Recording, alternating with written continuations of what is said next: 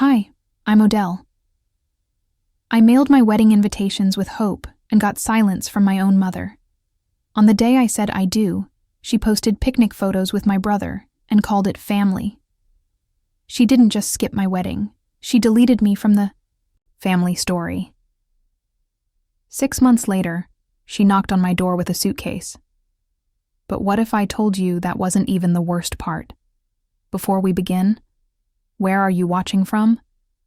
Have you ever been cut out of your own family? Drop it in the comments, because this story isn't just mine. It might be yours too. I didn't panic at first when I mailed out the invitations for our wedding.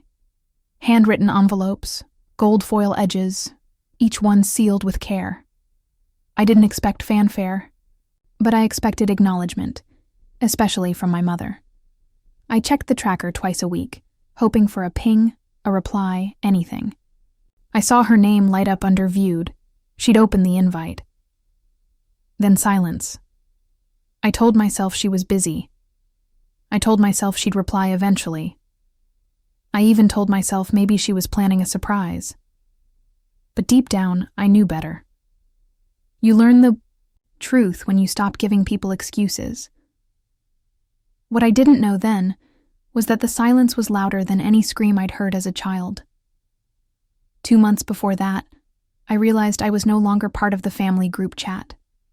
Not removed with drama, just quietly disappeared, like someone had turned the volume all the way down on my existence and hoped I'd forget what sound was like. It stung more than I let on, but I wasn't new to being quietly erased. Growing up, my mother made it no secret who her son rose and set on. My older brother, Crosby. Crosby could have been caught robbing a gas station, and she'd praise his initiative. I, on the other hand, could earn a double degree and hear, "That's nice. Honey, did you see the article Crosby wrote for the company newsletter? When he dropped out of college to build a startup, she threw a party to celebrate his risk-taking spirit. When that startup collapsed and he moved back in, she cooked him a roast and told everyone, he just needs a place to refocus. Me? I moved. Out at 21, paid every cent of rent on time, never asked for a penny, and was still somehow the irresponsible one. Once, during a family brunch, I'd gotten a promotion, my first management title. I brought it up cautiously, proud. My mother sipped her mimosa and said, "Let Crosby have this one thing, sweetie. Let him have this one thing." Like I'd been stealing his spotlight by simply existing. By the time I met Reeve, I had stopped expecting anything from my family other than superficial smiles at Christmas and tight-lipped birthday texts.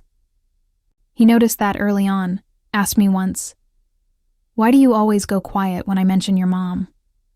I didn't have a neat answer. We planned a small wedding, nothing fancy, just a beautiful garden near Washington Park, some live acoustic music, and a short guest list. Reeve's parents were thrilled. His sister helped me with the dress. His dad offered to drive my aunt in from Boulder. My mother? No returned calls. No text back when I sent the save the date. No reaction to the bridal shower. Invite. When I finally sent the formal RSVP link, she read it, left it there like a cigarette butt still burning. Reeve was the one who showed me the back end of the RSVP system. She viewed it, Odie, a week ago. I remember staring at the screen, numb.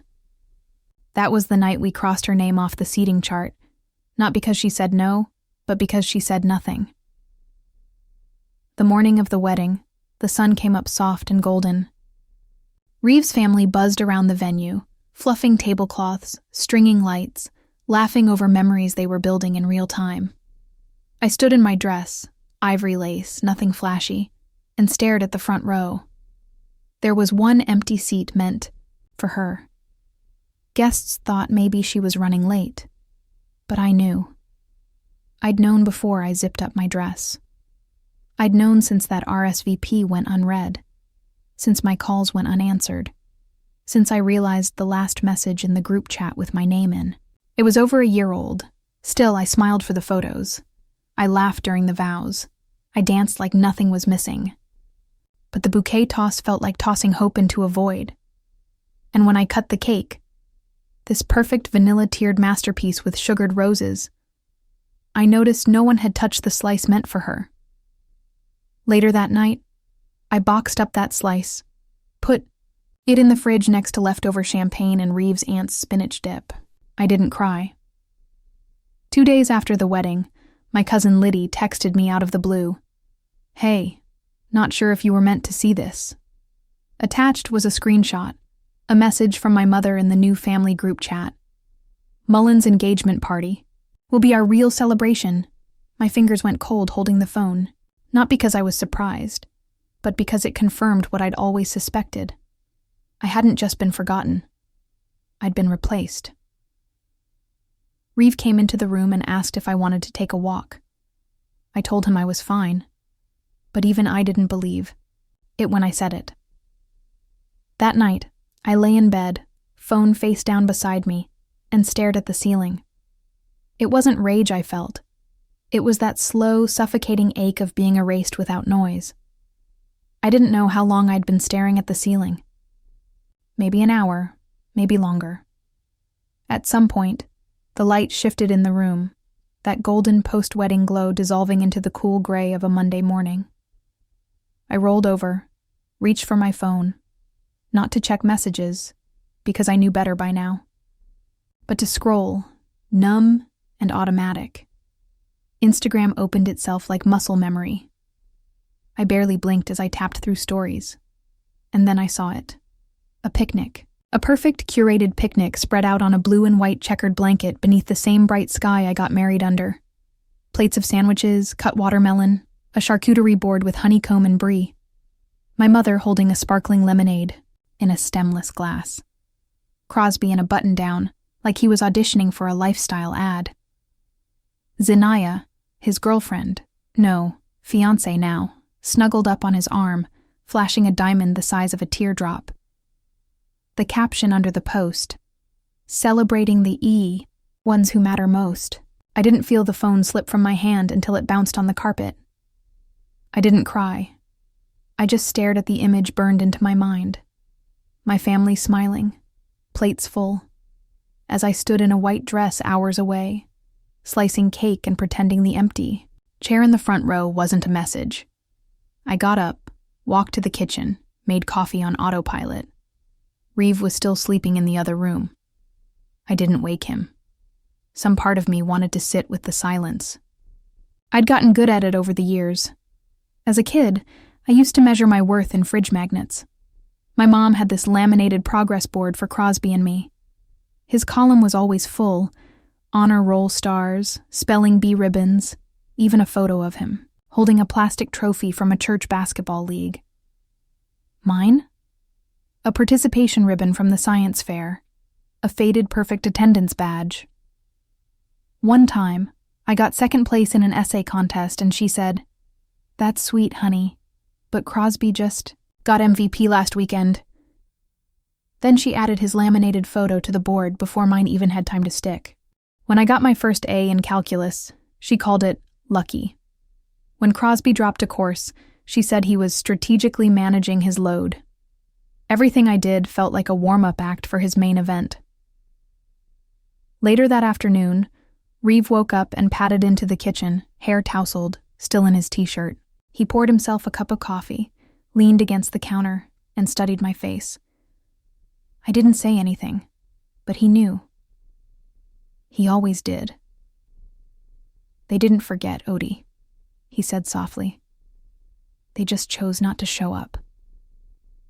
I nodded, the weight of it settling over my shoulders like a wet coat. There wasn't any anger in me right then, just hollow recognition. I sat on the couch, scrolling again, numb. That's when my phone buzzed with a message from my cousin Liddy, the same one who had sent me the group chat screenshot after the wedding. New screenshot, new sting. My mother had written, "Reeve seems nice, but this isn't how it's supposed to happen. Crosby should go first. Not, we're happy for them. Not, wish we could have been there." Just a quiet correction of the family narrative, one that had no room for me to lead in anything. I stared at the words, feeling something inside me shrink. My wedding, the vows, the empty chair, the silence. It hadn't been a miscommunication. It had been a decision. A line drawn. I closed the messages and opened my photo drafts. I'd saved a post I'd been planning, a carousel of wedding shots, Reeves' hand in mine, the bouquet in the air, the smiling guests, the cake. I stared at the post button. Then I swiped left, hit delete. Next, I opened my RSVP spreadsheet, the one I had painstakingly built. Every name, every address, every status. I highlighted the whole thing. Deleted it too. There wasn't anger, not yet. Just stillness. That same stillness I'd felt in every Thanksgiving prayer where Crosby's name was said first. In every voicemail. From my mom that started with, "I don't know if you're busy, but Crosby wanted me to ask." I wandered back into the kitchen. There was still a napkin on the table from the wedding, a single folded one. I must have pulled from the box and left there without thinking. I picked it up and started folding it again. Corner to corner, then into a triangle. Again and again. A small, quiet motion that filled the space where noise should have been. Reeve came back in, paused when he saw me. He didn't say, "Are you okay?" Or, "You should talk to someone." He just sat down across from me and said, "You're allowed to feel it. You just don't have to stay in it." I looked at him. Really looked. And for the first time in days, I believed someone meant what they said. Still, I didn't stop folding. Because the truth was, I did stay in it. The truth didn't hit me all at once. It dripped like a leaky faucet. Steady and slow until the flood came. It started with a phone call. I was in the laundry room folding towels when Aunt Nadine's name flashed across my screen. We hadn't spoken in almost a year, so I hesitated before picking up. I wiped my hands, let the dryer hum a bit longer, and answered with a cautious, "Hey, Nane." Her voice was low, tentative. "Hi, sweetheart. I wasn't sure if I should call, but I figured you deserved to know." "Know what?" She paused. "Your mom's been planning something for Crosby." I sat on the edge of the washer, heart thumping like it already knew where this was going. Nane continued, "They've got a venue on hold out in Estes Park, 2 weeks from now. It's a wedding, Odell." "A wedding," I said slowly. "Crosby's not engaged." "I know. That's what made it so odd. Vera said it was just in case, but she was already talking menus and signature cocktails." I could hear the shame in Nane's voice, the way her words grew quieter as they came. She said, "Your wedding didn't really count because it didn't come with a legacy." Legacy. That word, so polished, so cold, landed in my gut like a stone. I didn't respond. I couldn't. When the call ended, I stayed in the laundry room, surrounded by towels and silence. The hum of the dryer was gone, but the buzz in my ears only got louder. A memory crept in from 2 years ago, a brunch at Vera's house. Back then it was just me, her, Crosby, and a few cousins. Vera had laughed over mimosas and said, "Well, you know, Crosby's the last real heir to the family name. We'll be lucky if he marries, right?" I had laughed along with them. I thought it was harmless, just an old-fashioned jab. But now it felt like a blueprint. I remembered how Vera leaned across the table and asked if I'd be keeping my last name after I married. "I mean," she'd said, pouring more juice, "Reeves seems nice, but it's different when it's a woman marrying in. Doesn't carry the same weight." And then she turned to Crosby with a warm smile and said, "When you get married, baby, we'll really have something to celebrate." I had shrugged it off back then, but now the context burned. Later that evening, I pulled a small fireproof folder from my desk drawer. Inside was the deed to our home, The one Reeve and I fought tooth and nail to close on 5 years ago. Back then, our credit was stretched thin. I'd asked Vera to co-sign, just until we got approved. Her response: "I love you, Odell, but I can't tie my name to something that might not last. I worry you're rushing into things. We scraped together what we could and closed the deal on our own.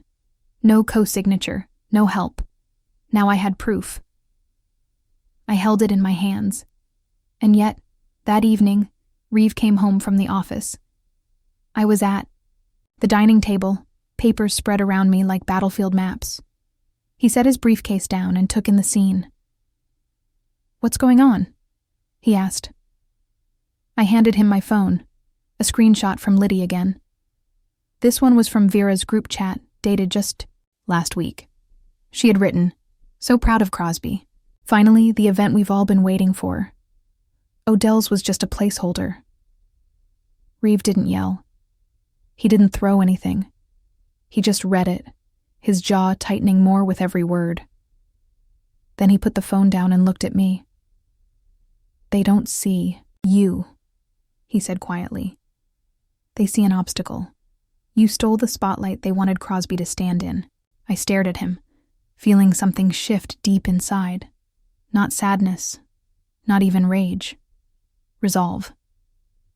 I opened a new folder on my laptop, started dragging in every email, RSVP receipt, screenshots, digital wedding invites, everything.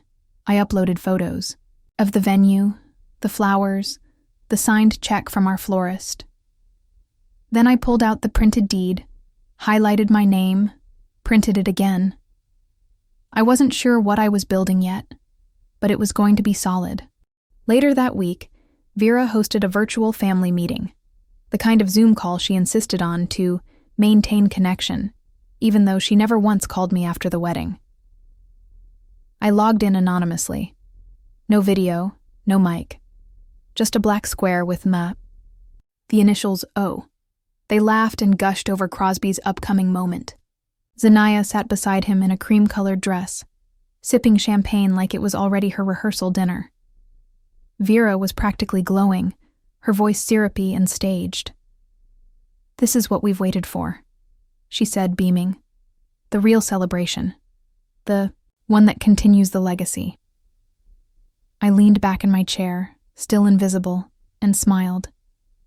"Then let's see how real you want it to be."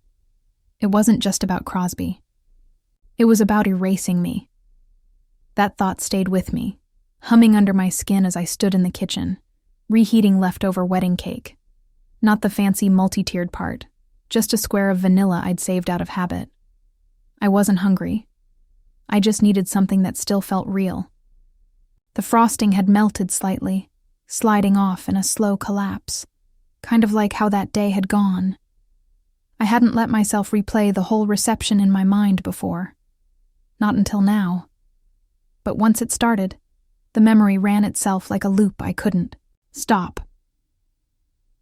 We were inside the reception tent, warm light strung from the ceiling, music low and easy in the background. It had been time for the tribute video.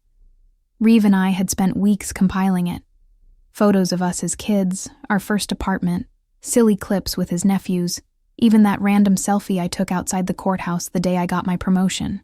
I was standing near the head table, wine glass in hand, when the MC announced, "And now, a little surprise for the newlyweds."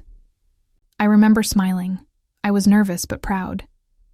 That video was our love story. Then came the pause, the fidgeting with the laptop, the soft clearing of a throat. Sorry, folks. Looks like the USB won't read." Reeve stood up to check, but Zanaya beat him there. "We'll just skip it," she chirped. "Everyone's already seen enough pictures, right?" People laughed politely. Music resumed. My stomach turned. At the time, I thought it was bad luck. One of those little wedding day glitches everyone warned me about, like a bustle falling off or a mispronounced name. Nothing worth making a fuss over. But now, I'm not so sure it was luck at all. Especially not after what happened next. Near the end of the reception, Vera's best friend Fran stood up with a champagne flute. Everyone tapped their glasses. She raised hers like she'd done this 100 times. "Tonight we celebrate love," she said, voice smooth. "And we thank everyone here who supported family legacies like Crosby's. We believe in building lasting homes, in continuing the names we're proud to carry." That was it. Not one mention of me or Reeve. Not a single acknowledgement that it was my wedding, my day. My name wasn't even whispered. I caught the glance between Reeve's parents. His mom shifted uncomfortably, and his dad looked down into his glass like he was checking for a crack. Reeve just reached for my hand. He squeezed it gently, but his grip didn't let go. The next day, I tossed the USB into a drawer and forgot about it, or tried to. Weeks later, Reeve pulled it out again. We were cleaning up, reorganizing stuff from the wedding. He plugged it into his laptop, and it worked perfectly. There was the video, every frame intact, the music timed, the transition smooth. My voice on the recording narrating the story of how we met. Vera even appeared in some of the early clips, smiling beside me at my graduation, hugging me after my bar exam results came in. I sat down slowly as it played. My throat tightened. I didn't cry. I didn't blink. She didn't want to see that version of me, I whispered. The one she used to be proud of. Reeve was quiet, but I could tell by the tension in his shoulders, the way he shut the laptop after that. He believed what I hadn't dared to say aloud. I think Zanaya swapped it out. It's the kind of thing she'd brush off as just a tech hiccup. The kind of thing you can't prove, but you feel in your bones. I spent the next morning going over the seating chart I had meticulously created months earlier. Vera had been listed at the center of the family table, right next to Reeve's parents. No special meal request, no mobility issue. Yet she chose a table near the back, beside Crosby and some work friends. Her chair was empty most of the night. Later, one of my cousins admitted, half drunk on post-reunion texts, that Vera and Crosby had stepped out during the vows to take a call. Something about a rebranding pitch for Crosby's new consultancy firm.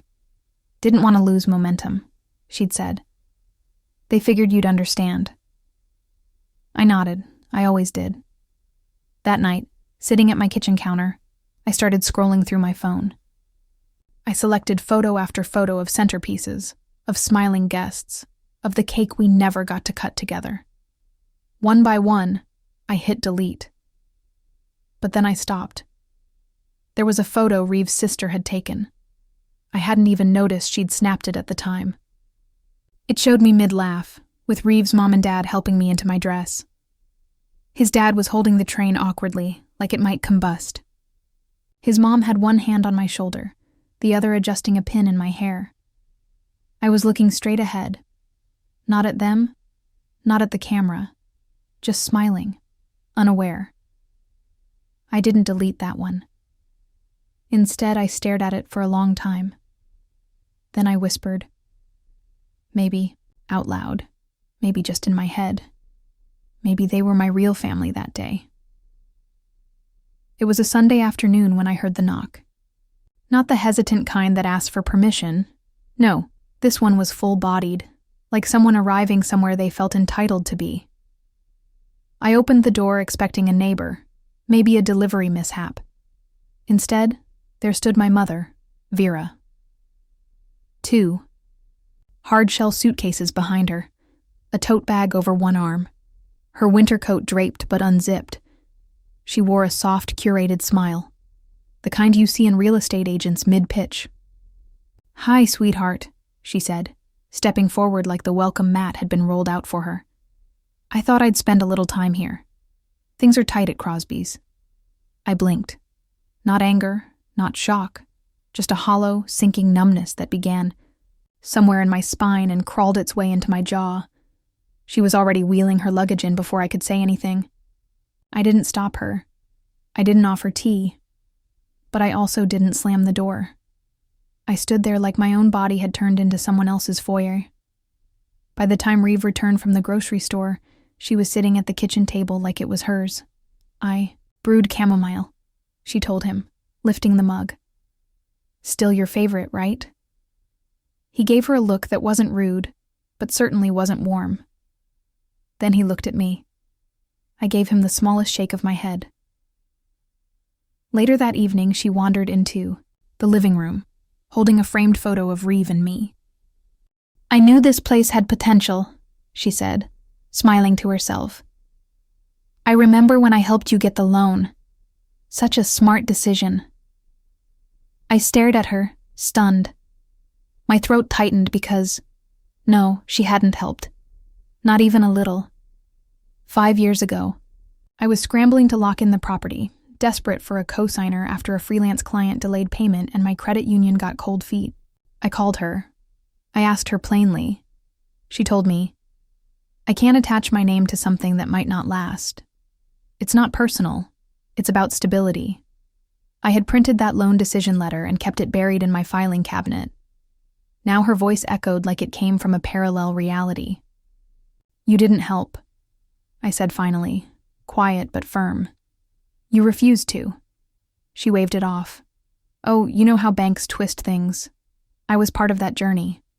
I told everyone you were building something special. I didn't know who everyone was, but I didn't have to wait long to find out. The next afternoon, Aunt Nan rang the bell. She came by with a manila envelope of old papers, her arms wrapped in a faded green shawl, her expression tight. She stepped inside, greeted Vera, and followed me to the back hallway with a whispered, "We need to talk." When we were alone, she passed me the envelope. You should see this, she said. I thought you already knew. Inside the folder were printed emails, email chains between Vera and what looked like a lender. Subject line, loan extension discussion, Crosby property. There it was, in Vera's words. We are leveraging my daughter's Denver home for documentation. Purposes. It's essentially my asset. I helped her acquire it. I managed the address. Happy to clarify. My fingers curled against the edges of the page. She used my name to help Crosby. I whispered. Nan nodded, lips pressed tight. They've been saying it's hers. I think she's done it before. That night, Vera hummed as she rinsed dishes like it was just another evening in a home she'd always owned. I stood in the archway, watching, her in silence. This wasn't just a house. This was my every late-night freelancing, every missed party, every anxiety attack over tax season. This home was mine, earned, fought for, maintained by sheer will when others would have walked away. Vera didn't raise me. She crafted a version of me that fit her stories, and now, apparently, her loan documents. Reeve came home just as the sun dipped behind the trees. He didn't ask. He saw it in my eyes. He set the groceries down, walked straight over, and wrapped his arms around me. You don't have to let this continue, he murmured into my hair. Not again. I nodded into his chest, the lump in my throat, pressing upward. Later I found her in the guest room, rearranging throw pillows. She picked up a small square napkin from the shelf.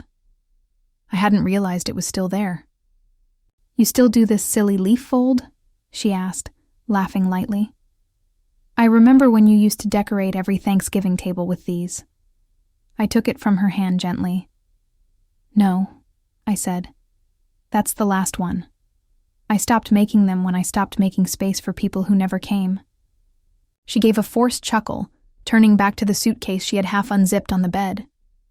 I didn't laugh with her, because something inside me was no longer folding. It was unfolding. And just when I almost let her stay, she handed me a list. By the next morning, I had almost convinced myself it might not be so bad. Maybe we could tolerate each other for a few weeks, I thought. Maybe, just maybe, there was a version of this that could be manageable. Then I walked into the kitchen and saw the list. It was a single sheet of paper folded cleanly in half, sitting dead center on the kitchen island like it belonged there. I unfolded it. Grocery refills. Drive me to Dr. Leonard. Laundry pickup. Call the HOA about the roof. My eyes skimmed down to the bottom line. And please don't use your office while I rest. It clacks too loud. There was no smiley face, no joke, no, if it's not too much. Just a typed-up list. A command chain. She had placed it there like she was running the house. I didn't say a word. She walked in behind me, stirring her tea, completely at ease. Oh, I figured we'd split things while I'm here. You've always been organized. I didn't respond. I didn't nod. But she took my silence like an unspoken yes. That's how she always operated, interpreting my quiet as consent, my hesitation as agreement. Later that afternoon, I sat cross-legged, on the living room rug, organizing old financial paperwork for my accountant. Tax season was around the corner. I opened a black folder from the year I bought the house, mostly thinking it was just copies of scanned receipts. Instead, I found a copy of my initial mortgage rejection due to lack of a cosigner. Attached to it was a notarized letter, Vera's. It wasn't a recommendation. It wasn't a character reference. It was a formal, coldly worded declaration that she did not wish to attach her assets to speculative property. Her words, in black ink. And now here she was, lounging in that same, speculative home, telling neighbors she helped me buy it. That night after dinner, I laid the letter on the kitchen counter. Vera barely glanced at it. That was then, she said, plucking an apple from the fruit bowl. You turned out fine. Why are we digging up the past? I didn't flinch.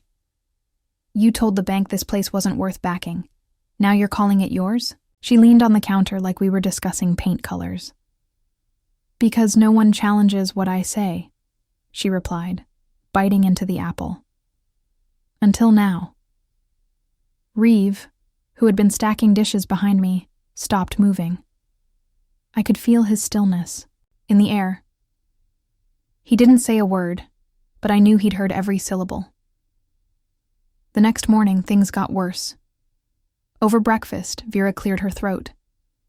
I've been meaning to ask, could you take over full-time care for Grandma? With everything going on, it'd look better if it came from you. And you work from home anyway. I blinked slowly. She's in Arkansas. Yes, but you don't have kids. And she trusts you. I didn't even laugh. I didn't even raise my voice. I just looked at her and said, You didn't come to my wedding. You erased me from yours. And now you want me to clean up what's left of your mess. She made a show of exhaling through her nose. You always twist things, Odell. No. I finally started untangling them. She stood up and left the room. No apology. No retreat. Just that same sense of control she always cloaked herself in like armor. I walked out onto the porch, phone shaking in my hand. The afternoon was crisp, my breath fogging in the air. I stared at the walls of the home I'd built from exhaustion and stubbornness, and a need to prove I didn't need saving. For a moment, I almost let myself believe it'd be easier to walk away. But then I remembered the napkin, the bouquet, the video that never played, the seat that stayed empty. The hurt didn't rage anymore. It hardened, not into bitterness, but resolve. I went inside. Reeve was on the couch, laptop open, headphones in. I sat at my desk and opened a blank Word doc. I started typing, "To whom it may concern, regarding false ownership claims." But, before I hit save, I stopped. There was no point writing to people who already knew how she operated and pretended they didn't. I didn't need to explain. I needed to show. So I reached for my phone, opened the voice recorder app, and pressed record. I pressed play, let the recording roll, then slipped the phone face down on the table and walked into the kitchen like nothing happened. From the living room, I could hear Vera's voice again, not the one she used with neighbors or church people. The one that only came out when she forgot others could hear. You know, Odell was just a bump in our family story. Vera laughed, voice faint but sharp. Crosby's the legacy, Zenaya chimed in. She was a mistake we tried to raise right. It didn't take. There was laughter, tight, smug, mean. Crosby said nothing in the clip, but his silence wasn't defense. It was complicity. That voicemail, sent months ago by Aunt Nayan, had been sitting buried in my inbox, unread. She'd labeled it, "In case you ever stop giving them the benefit of the doubt." I had. And now, with the audio freshly burned into my ears, I listened again. Then once more. I didn't cry, didn't speak. I just sat on the couch with my knees to my chest, phone pressed to my palm like a blade. My thoughts weren't swirling, they were settling, sharpening. It was a Sunday morning. Vera had gone out to meet a friend for early service in bagels, as she'd put it. Reeve returned from his run, saw me still in the same spot I'd been 2 hours earlier. I handed him the phone. He listened without asking. When it ended, he lowered the phone and said, "Do you want to send it?" I shook my head. "No," I said softly. "I want them to hear it together, without a warning, without control." He didn't respond. He didn't need to. We both understood the next step wasn't about rage. It was about reclaiming the story. I opened my laptop and started building folders. Wedding lies. Property fraud. The tape. Each folder got screenshots, documents, timelines, emails, deeds. I wasn't writing a tell-all. I was archiving a truth they couldn't distort. And I wasn't doing it for them. I was doing it so I'd never forget how long I'd bent backward for people who never thought I mattered. 4 days later, Aunt Beth hosted the monthly family potluck. I hadn't attended one in years, but this time I said yes. I didn't dress up. No makeup, no smiles. Just jeans, a black sweater, and the confidence of someone with nothing left to prove. When I walked in, the kitchen was warm with baked ziti and passive-aggressive compliments. Vera stood by the counter, handing out cookies she hadn't baked. "It's just so nice to be with people who still value togetherness," she said loudly. I saw Crosby in the corner, talking about his consulting venture. Zenaya was already tipsy from Aunt Beth's white sangria, whispering to someone about a neighbor's divorce. I walked past the buffet table, set my purse on the chair across from Vera, and placed my phone in the center of the dining table. Reeve, already seated beside me, met my eyes and nodded once. I tapped play. The room froze at the sound of Vera's voice. Crosby's chuckle. Zenaya's venom. By the time the audio faded, no one was chewing or blinking. Vera's mouth parted, but nothing came out. Her skin flushed a color I'd never seen on her. She started to reach for the phone, like it might rewrite the moment. "This isn't how we handle things in this family," she hissed. I stood slowly, eyes level. "You're right. That's why I'm not doing it your way anymore." No one clapped. No one spoke. But several cousins stood and walked out. Aunt Beth wiped her eyes and started cleaning early, muttering, "Maybe we all needed to hear it." I didn't ask for an apology. I didn't look back. I walked out the front door with Reeve beside me, and the only sound behind me was the clatter of silverware that finally meant something. I didn't feel triumphant. I felt clean for the first time. The silence wasn't swallowing me. It was making space for what came next. When I opened Facebook that morning, I wasn't looking for a fight. But there it was, Vera's post centered on my screen like a slap in digital ink. 30 years ago, I began building a home for our family legacy. Today, I'm proud to still be guiding that legacy from the very home that saw our children grow. My house. My home cropped to perfection in the attached photo. With just enough siding and the garden view to suggest warmth, but not a trace of me. I scrolled through the comments. "Beautiful, Vera. You've always had such grace.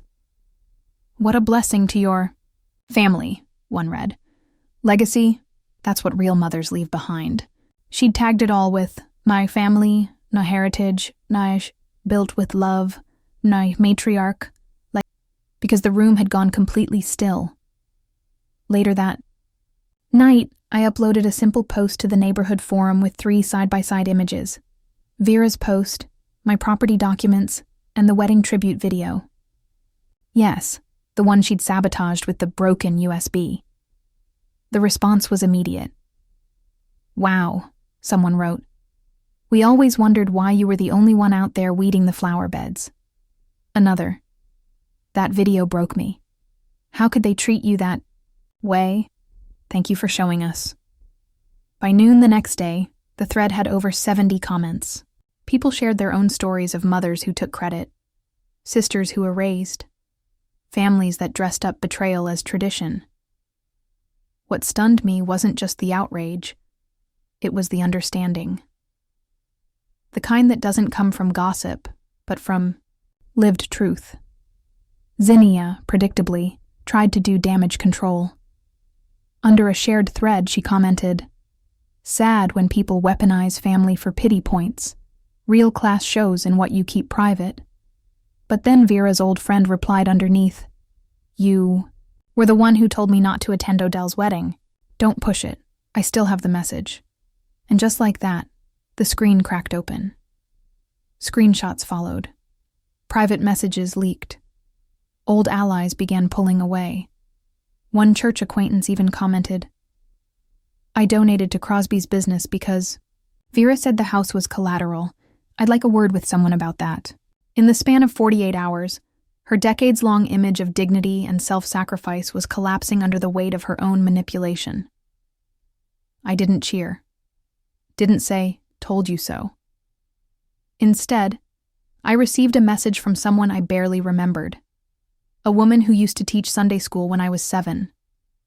"I didn't know," she wrote, "but I should have seen it. The way you carried yourself after that wedding, that was real grace. I'm sorry." And in that moment, something inside me softened. Not toward Vera, but toward myself. Because maybe, just maybe I didn't have to fight to be seen anymore. Maybe the truth had already done the work for me. The week drifted by like mist. I stayed busy answering neighbor messages, replying to emails from the HOA board, even baking a lemon loaf for Reeves' coworkers like nothing seismic had just split through my family. But then, on a Sunday evening, as I was folding laundry in the living room, I heard it. Not a knock at the front door, a knock at something deeper, like a weight dropped from memory. When I answered the door, the air was wet with the scent of fresh rain on concrete. Streetlights flickered over Vera's silhouette. She had no suitcase this time, no bags, no umbrella. Just her shoulders, tense beneath a tan coat, hands clasped like she wasn't sure what they were supposed to be doing. Her voice was soft, cracked. I don't know what to say. I didn't move from the threshold. I didn't smile. "You already did," I said. "Every time you said nothing." She looked away, blinking too fast. But no tears came, not from her and not from me. We stood there a moment longer, breathing in a silence that said more than apologies ever could. She asked if we could talk, just us, no cameras, no posts. Stepped back inside, left the door cracked just wide enough for her words to slip through. "I didn't mean to hurt you. Things just got complicated." I shook my head gently. "This isn't about hurt anymore, Vera. It's about clarity. I've moved past needing an explanation." She frowned like she didn't understand, like the math wasn't mathing in her mind. "I never thought you'd turn cold." I met her eyes. "I'm not cold. I'm clear." And I closed the door. Not slammed, just closed. The kind of close that doesn't echo. The kind that ends things. Later that night, Reeve sat beside me on the couch. We were quiet for a long time, watching the light rain tap against the windows like soft fingertips. He glanced over. "Do you feel better?" I thought for a while. Searched for a word that wasn't false. "Not better," I finally said. "Just done." He nodded, pulled me closer with one arm. his other hand still holding the remote he hadn't touched in 20 minutes. "That's what healing sounds like," he said. And we just sat there. No talking, no television. Just breath and rain and knowing. Weeks passed. One Saturday morning, I hosted brunch for Reeves' family. His parents brought pastries. His sister brought her 2 kids, one of whom darted straight into my kitchen while I was setting the table. The little girl, maybe 7, stopped beside me and tilted her head. "That's pretty. Who taught you that?"